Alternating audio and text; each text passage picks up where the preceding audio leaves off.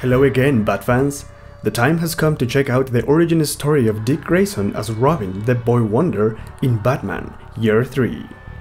Someone has declared war to the gangsters of Gotham and is killing them one by one. Batman is frustrated because he can't stop the killers. Meanwhile, there is a meeting at a courthouse where the parole board is discussing the possibility of releasing Anthony Zucco. In the meeting, there's a person who speaks against letting Zucco free. He tells the parole board how Zucco became an orphan as a young boy and decided to become a criminal. He would hang out with the worst criminals when he was growing up, always taking notes of everything they did. But the man also tells the parole board the story of the Flying Graysons, who were circus acrobats working at Halley's Circus. John and Mary Grayson were the parents of Dick Grayson, and they loved their kid more than anything in the world. The man shows the parole board the last picture of the Grayson family, taken with another family and their young kid called Tim. The photo was taken the same day when the Graysons died during the show. Anthony Zucco was the leader of a blackmail ring, and when the owner of the circus refused to pay the protection money, Zucco threatened to take action against him. The young Dick Grayson listened to the conversation, and he tried to warn his parents, but they needed to go and do their show. Unfortunately, in the middle of their most daring flip, the ropes broke apart and Dick Grayson watched helpless as his parents fell to their deaths. The audience was in shock, and from the shadows came Batman. Dick told Batman about Zucco, and the Dark Knight promised to get the criminal. The man ends the story by telling the parole board that Dick Grayson had become an orphan because of Zucco's crimes, and that's why he shouldn't be released. This man is Alfred, and he hopes that Zucco remains locked for the sake of Dick and Bruce. In the meantime, Dick Grayson arrives to Wayne Manor. Alfred called him and told him he was worried about Bruce. Lately, he has been more driven than usual, and Dick realizes something is definitely wrong when he notices there is no evidence that Jason Todd ever existed. He decides to find Batman and try to help him as Nightwing. Nightwing follows the trail left by Batman, a trail of beat-up crooks and violence. Batman has been taking information from street thugs by force, and all in order to stop the killings of criminals. Nightwing eventually locates Batman, who just failed to stop another murder.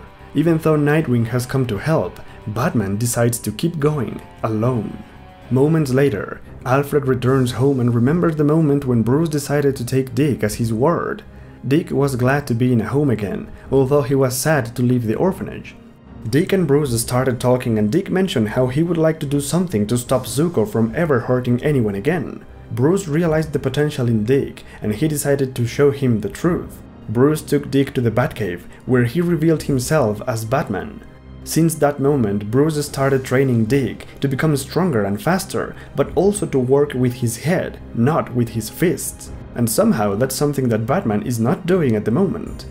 Nightwing finally comes back to Wayne Manor, and talking with Alfred, they recall the first time that Dick became Robin, the Boy Wonder. Him and Batman formed a great team, and they managed to stop many of Zucco's plans. Nightwing is determined to find Batman and help him, but at that moment, the Dark Knight has entered a well-known criminal hangout where he tells the criminals that he wants to work with them to stop the killings. Nightwing comes across another crime scene, and doing some detective work, like Bruce taught him, he finds evidence that will help him find the killer. As he drives back to the Batcave, Nightwing realizes how Batman has become more violent and obsessed ever since Jason died. Meanwhile, the gangsters agree to work with Batman, and they tell him that Zucco is going to be released the next day. Given the circumstances, Alfred goes to the prison to talk to Zucco and convince him to leave Gotham once he is released, but Zucco has other plans. Batman and the gangsters interrogate one of Zucco's men, and they learn that Zucco is behind the killings. Meanwhile, in the Batcave, Dick also figures this out thanks to his detective work, and Alfred tells him about Zucco's early release.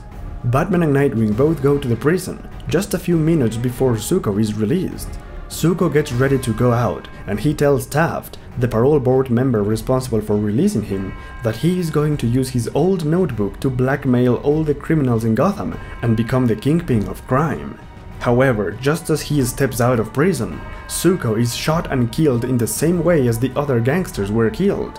At first, Nightwing believes Batman knew it would happen and blames him for not doing anything, but Batman explains he didn't know Zucco was going to be killed, and he admits that he feared he would lose control and kill Zucco himself, for what he did to Dick.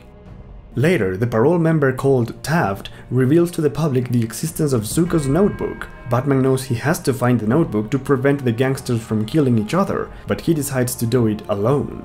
Nightwing and Alfred are left in the Batcave, and they recall the trial that allowed Dick to become Bruce's ward. Those are fond memories of love and care, and Nightwing decides to help Batman for all the good moments they had. Out on the streets, Batman finds some criminal and he beats the information out of him. However, he doesn't understand the only clue that he can give him. Moments later, Nightwing finds the same criminal, but he actually knows what the clue means and where to find the notebook. Bruce goes back to Wayne Manor, where after several minutes, he figures out that the notebook is hidden in the old orphanage. By the time Batman figures that out, Nightwing is already there, but he is unaware that Taft had followed him. Taft wants the notebook to prevent his criminal record from being exposed. That's why he killed Zuko, and that's why he follows Nightwing all the way to the bell tower of the orphanage. Nightwing finds the notebook, but Taft attacks him from behind. As they struggle in the rainy night, Batman arrives to the place worried that he might not make it in time to save his partner. Again. The fight between Nightwing and Taft ends when Nightwing dodges Taft's attack and causes the man and the notebook to fall from the tower. Taft dies from the fall, and the book is damaged beyond repair because of the rain. In the aftermath, Bruce returns to Wayne Manor where he admits that he is proud of Dick Grayson, and in the meantime in the cemetery, Dick Grayson decides to have a small talk with his loving parents. That was Batman Year 3. Just like Batman Year 1 and 2, Year 3 tells the chronological history of Batman. However, unlike Years 1 and 2, Year 3 is not set in the past. Instead, Year 3 is a story set in the present with flashbacks to the third year of Batman. That's good because instead of just telling a story from the past, Year 3 defines a past moment while dealing with a present issue. However, while that idea is brilliant, it's not perfectly executed, as the story keeps going back and forth between the past and the present. Now, this story marks the debut of a new creative team in Batman. They are writer Marv Wolfman and artist Pat Broderick. Marv Wolfman is best known for creating the new Teen Titans with George Perez, and for introducing Nightwing as the new identity for Dick Grayson. So having him as the writer that would define the origin of Dick as Robin was just ideal. However, Marv Wolfman has a very specific writing style, and that includes great amounts of dialogue, text and exposition. In other words, the stories by Marv Wolfman have too many words. His stories have a lot of details and they work very well for comics about teams, but for Batman, this kind of storytelling is not as effective.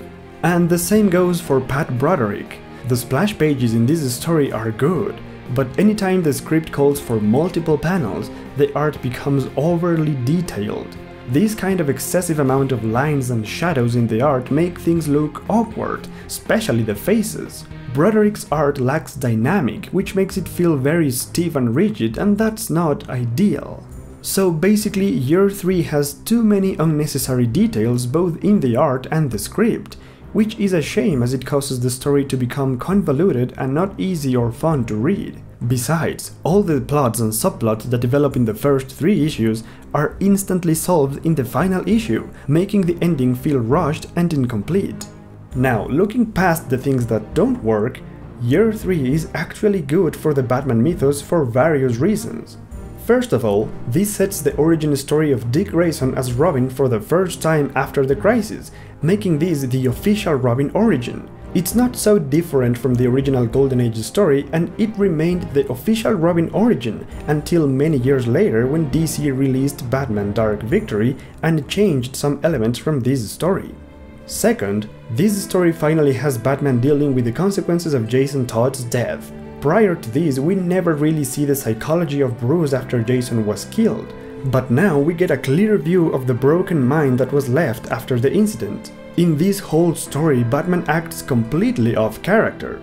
He is extremely violent, totally driven, and even more obsessed than usual. All that is a consequence of Jason's death. Bruce has removed everything that would remind him of Jason from his life, and that is a very concerning thing to do. This is how Bruce copes with loss. He refuses to acknowledge Jason is gone because he can't face the fact that he is not coming back, just like his parents. The death of Jason has actually damaged Batman and he has lost balance. This is not the way Batman should be, but it makes sense in the context of this story and the whole continuity. However, it also seems like a biased characterization, as Marv Wolfman is more of an expert with Nightwing and the Teen Titans than with Batman himself. In fact, Nightwing is pretty much perfect in this story. He does everything right, as opposed to Batman, who takes a lot of risks and goes against his own principles. Nightwing uses his brains to solve the case. Batman uses his fists, ignoring the idea of using violence only when necessary. Again, it makes sense in the story, but it's not how the character should always be, and Wolfman makes that clear in the story. Another detail about this story is that it fixes one terrible mistake from the past. Nightwing confronts Batman about the time he left the KG Beast trapped in the sewers to die. In this story, we finally learn that Batman told the police about the Beast, but the assassin had already escaped. So in the end, Batman didn't kill the KG Beast, and that's actually a good way to fix a bad mistake. Now, another interesting aspect of this story is the development of two minor characters, Alfred and Zuko. On the one hand, we have Alfred, who has always been there as a trusted butler, always with his dark humor and witty sarcasm. However, in this story we get to see another side of Alfred. We see him as a caring, loving and thoughtful person who raised Dick Grayson and Bruce Wayne to the best of his abilities. On the other hand, we have Tony Zuko, who finally gets a background story and feels more human than just the thug who killed the Graysons. In that regard, Wolfman did a good job of showing us the more human side of all the characters, which I think is pretty neat, although not really necessary. And speaking of all the characters, there is a massive Easter egg in this story, and that is the first appearance of a little someone called Tim Drake. That's right.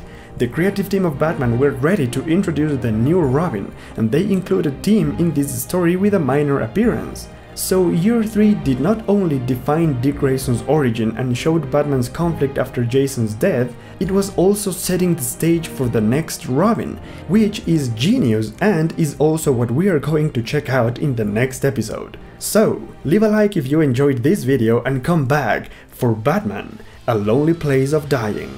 Until then, Godspeed, my friends.